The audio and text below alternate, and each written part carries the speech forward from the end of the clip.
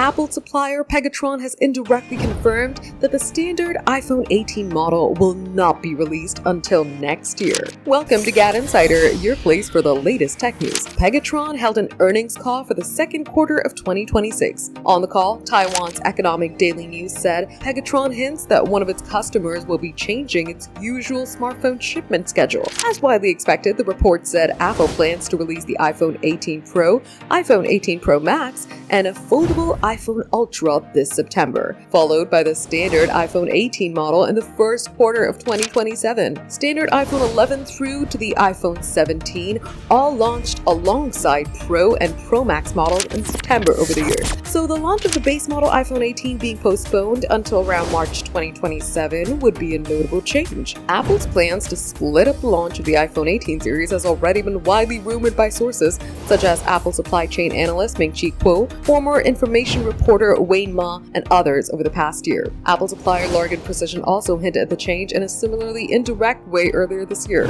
A lower-end iPhone 18e and an iPhone Air 2 are also expected to be released around March 2027. In total, 6 new iPhone models are slated to launch by the end of March, with iPhone 18 Pro, iPhone 18 Pro Max, and iPhone Ultra are highly expected to be dropped in September 2026, whereas the base model iPhone 18, the budget-friendly one, iPhone 18e, and the slimmest of all, iPhone Air 2 are rumored to drop in spring of next year, most precisely March 2027. For more updates, subscribe to GadInsider, like and share the video, and don't forget to press the bell icon so you never miss any update.